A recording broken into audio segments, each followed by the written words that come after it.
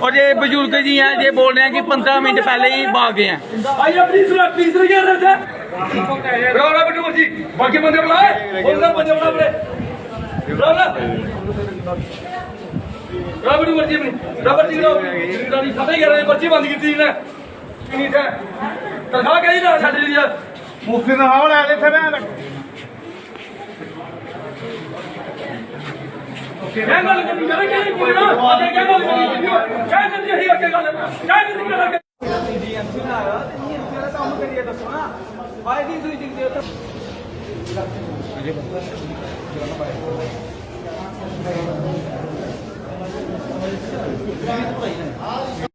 GMC Kathua मुर्दाबाद, GMC Kathua मुर्दाबाद, GMC Kathua मुर्दाबाद, जीएमसी कठुआ मुर्दाबाद, डिस्ट्रिक्ट हॉस्पिटल मुर्दाबाद, डिस्ट्रिक्ट हॉस्पिटल मुर्दाबाद, जीएमसी कठुआ मुर्दाबाद, जीएमसी कठुआ मुर्दाबाद, जीएमसी कठुआ मुर्दाबाद। बताएं आज क्या बात हुई, क्या मामला हुआ जीएमसी कठुआ में? देखिए कि सबसे पहले ये होता है कि आज इनका हाफ डे वर्किंग था, तो हम लोग यहाँ आए तो हमने टाइम तो देखा नहीं। हम हमारा एक पेशेंट था, वो बीमार था, हमने उसको चेकअप कराना था। जब हम लोग यहाँ आए तो इनकी जो ओपीडी है ये इन्होंने बंद कर दी थी, तो हमें बोले कि 12 बज गए हैं, तो आप लोग इमरजेंसी में जाओ और चेक करवा लो। चलो ठीक है, हमने टाइम देखा नहीं, हम लोग जब मैं इमरजेंसी में गया, जब हमने देखा टाइम इसका, तो अभी 15 मिनट उसके बाकी थे। तो जब हम लोग यहाँ आए, तो जब हम लोग यहाँ आए तो हमने इनको बोला कि अभी 15 मिनट काम है। उनमें से क्या हुआ, 2-3 लोग थे जो वहाँ से ओपीडी से भागे।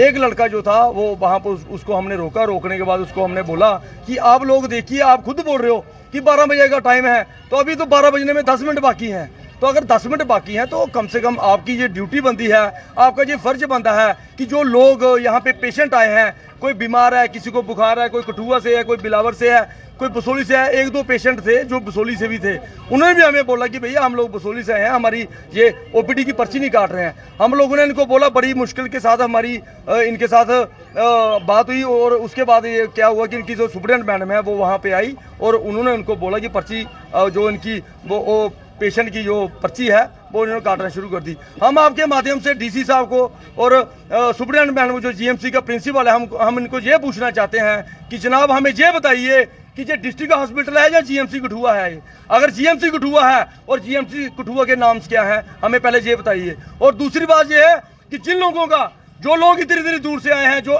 बेचारे पेशेंट हैं, आगे जो बीमार आदमी होता है उसके साथ अगर कोई आता है तो आगे दुखी होता है, और वो दुखी होने के बाद ये लोग जो है ये दुखी करते हैं। बड़े अफसोस के साथ कहना पड़ता है, इतना बड़ा जीएमसी खोला है, इतना बड़ा एम्पायर इन्होंने खड़ा किया है, मगर ये जीएमसी नहीं है, ये तो बूचड़ खाना है।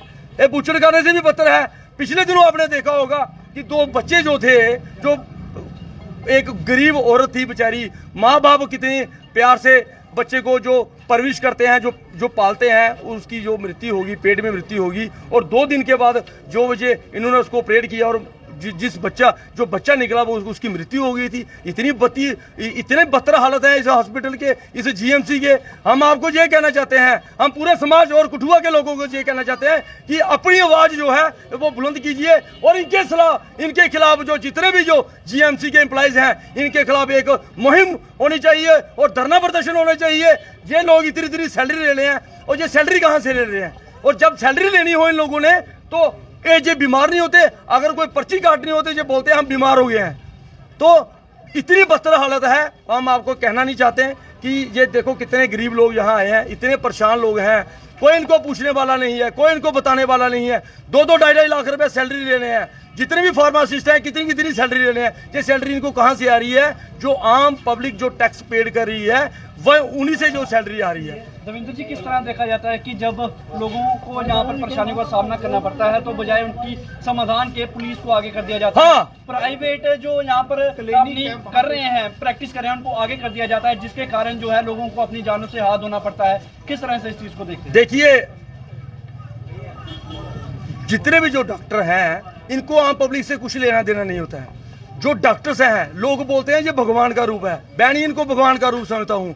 सबसे ज्यादा जो डॉक्टर जो हैं ये लोगों की जेबों को लूट रहे हैं। आप लोग मेरे साथ चलिए, अभी एक पेशेंट को चेक करवाइए, चेक करवाने के बाद अगर उसकी दवाई 1000, 1500 या 2000 से कम आएगी तो आप हमें पूछना। इनको किसी आम पब्लिक से कोई लेना देने नहीं होता है। ये लोगों की जेबों को लूटने के लिए है। डॉक्टर किस लिए बने हैं? जो 50-50 लाख रुपए देकर जो डॉक्टर बन रहा है 1-1 करोड़ रुपए देकर, वो कहां से आएगा पैसा? कहां से वो पैसा लेंगे? हम लोगों की जेबों को लूट रहे हैं ये डॉक्टर। और आज जो ये बोल रहे हैं छुट्टी है, छुट्टी का मतलब ये नहीं होता है कि डॉक्टर अपनी ओपीडी में नहीं बैठेगा, हाफ टाइम के लिए बैठेगा। कम से कम जितने भी जो पेशेंट आए हैं उनको कम से कम चेक तो कीजिए प्रॉपर तरीके के साथ। ऐसे बोल रहे हैं, ऐसे आ रहे हैं, फटाफट ये चेक कर रहे हैं कि अपना टाइम निकाल रहे हैं। तो ये सबसे बड़ा स्कैंडल है। आप देखो एमआर देखो, जितने भी हैं इनके पास बैठे होते हैं दिन रात, किस लिए बैठते हैं? वो किस लिए सैंपल देते हैं? सैंपल देने का मतलब यही होता है कि जो गरीब लोग हैं उनको कम से कम आप लोग जो दवाइयां हैं, जो सैंपल हैं, आप लोग गरीब लोगों को बांटिए यार।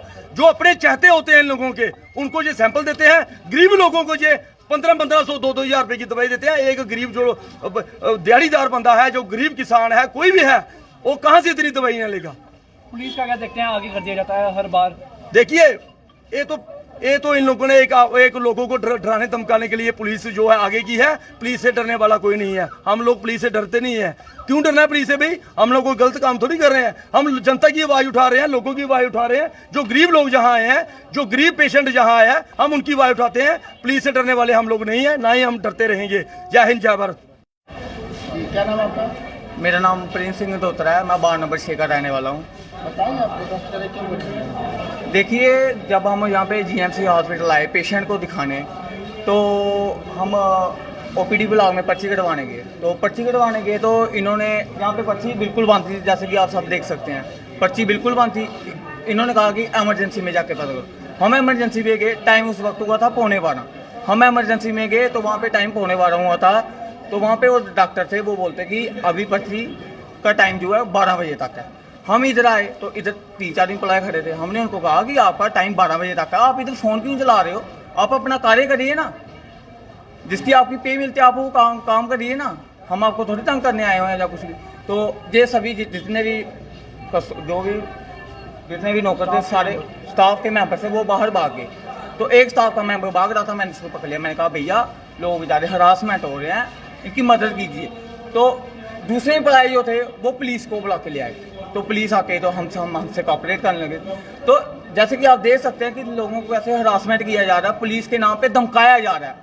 हम तो चलो भगवान की दया से 3-4 जने आए थे पेशेंट को दिखाने, तो हमने तो बात ही कर रहे थे। कल को कोई आम बंदा आ जाए, इनसे पूछे कोई बसोली से आया हुआ, कोई बनी से कितनी दूर से बेचारा आया हुआ, कोई इधर उधर बढ़ता है कि लोगों की जानों के साथ खिलवाड़ किया जा रहा है। पर्ची काटना बंद कर दी, बंद कर दी थी 11:30 बजे। जहाँ पे बसोली के अंकल खड़े थे बुजुर्ग, उन्होंने मेरे को बताया, मेरे पास वीडियो पड़ी हुई है, मैं आपको दूंगा। उन्होंने मेरे को बताया कि बेटा मैं 11:30 बजे का इधर बैठा हूँ, तो मेरे को कोई पूछने वाला नहीं है। तो वो स्टाफ के मेंबर कह रहे हैं कि 12 बजे तक टाइम, डॉक्टर कह रहे हैं 12 बजे तक टाइम है, स्टाफ के मेंबर बोल रहे हैं पर्ची करना बंद हुई है।